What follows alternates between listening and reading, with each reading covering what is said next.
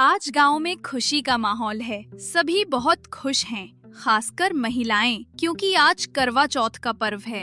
महिलाएं करवा की सजावट कर रही हैं। फूल, सिंदूर, चूड़ियां और लाल चुनरी का उपयोग कर रही हैं। गांव के बुजुर्ग और पुरुष हल्की बातें कर रहे हैं। रमू, तुम अब तक सोए हो? आज करवा चौथ का पर्व है, बहुत काम है, उठ जाओ। आज पूरे गांव में त्योहार की तैयारी है। सब अपने घरों में खुशियां मना रहे हैं और हम पैसे नहीं हैं तो बच्चों के लिए कुछ नहीं कर पाएंगे। रमेश, तुम क्यों परेशान हो रहे हो? हमारे पास तो सब कुछ है, प्यार और परिवार। प्यार से सब चलता है सुनीता, लेकिन बच्चों को मिठाई और नए कपड़े देना भी उनका अधिकार है। मैं चाहूं तो मैं उन्हें खुशियां दे सकूं, पर पैसे कहां से आएंगे? पापा, मम्मी, मुझे नए खिलौने चाहिए। सब दोस्त अपने खिलौने दिखा रहे हैं। बच्चा, हम सब साथ हैं, यही हमारी सबसे बड़ी खुशी है। ठीक है, मैं भगवान से प्रार्थना करूंगा। अगर भगवान मेरी भक्ति देखकर मदद करें तो सब कुछ संभव होगा। हे भगवान, मैं आपकी भक्ति में कोई कमी नहीं रखता। मेरे परिवार के लिए कृपा करें। बच्चों और सुनीता की खुशी के लिए मुझे मदद दें। आज करवा चौथ है, सब कुछ समय पर करना है। फूल और सजावट लाना मत भूलना। विश्वास और प्रेम से यह दिन सुंदर बनाओगी, सब ठीक होगा। रमेश, क्या तुम परेशान हो रहे हो? देखो, हम सब मिलकर तुम्हारी मदद कर सकते हैं। नहीं रामलाल भाई, ये काम भगवान के हाथ में है। अगर उनकी कृपा होगी तो सब कुछ ठीक हो जाएगा। माँ, अब हम क्या करेंगे? पहले कौन सा चरण है? पहले करवा को पानी और मिट्टी से सजाते हैं, फिर चावल और फूल डालते हैं, अंत में मंत्रों का उच्चारण। माँ, मुझे सही तरीका नहीं पता, मदद करें। बिल्कुल, देखो, पानी भरो, फूल डालो और मन में अच्छे विचार रखो। यही सबसे महत्वपूर्ण है। घर लौटते समय रमेश ये सोचता है कि अब मैं क्या करूं?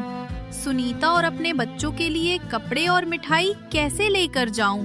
ये सोचते सोचते वो एक पेड़ के नीचे बैठ जाता है और उसे नींद आ जाती है। तभी वहाँ एक देवी माँ आती हैं और एक पैसों से भरी पोटली वहाँ रखकर चली जाती हैं। कुछ देर बाद जब रमेश की आंखें खुलती हैं, तो वो देखता है कि उसके सामने एक पैसों से भरी पोटली रखी हुई है। वो खुश हो जाता है।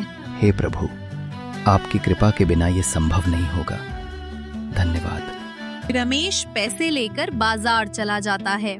वहाँ वो अपनी पत्नी, बच्चे और माँ के लिए कपड़े, मिठाइयाँ और खिलौने खरीदता है और खुशी खुशी घर के लिए निकल जाता है।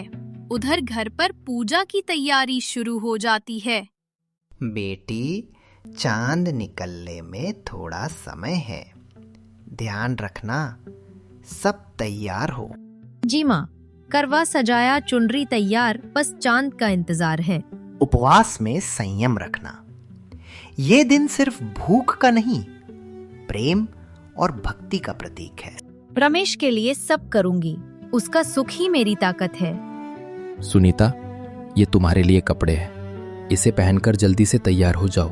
चांद निकलने ही वाला है। मैंने सबके लिए कुछ न कुछ लाया है। हाँ बेटी, रमेश ठीक कह रहा है। इससे पहले कि चांद छुप जाए, जल्दी से तैयार हो जाओ। हाँ, मैं तैयार होकर आती हूँ। सुनीता चांद के सामने अपने पति के साथ करवा चौथ मनाती है।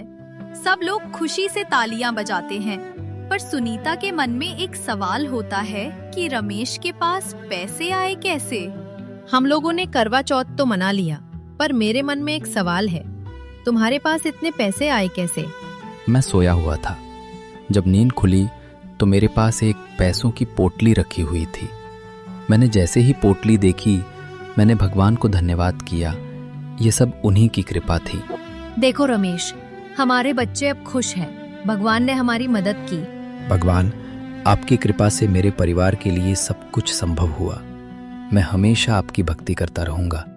आज मैंने सीखा कि सच्चाई, भक्ति और विश्वास से सब कुछ संभव है। पैसा ना होने पर भी भगवान की कृपा सब कुछ पूरा कर सकती है।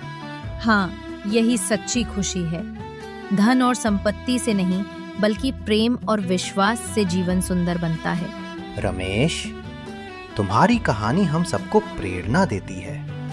सच्चाई और भक्ति सबसे बड़ी ताकत है।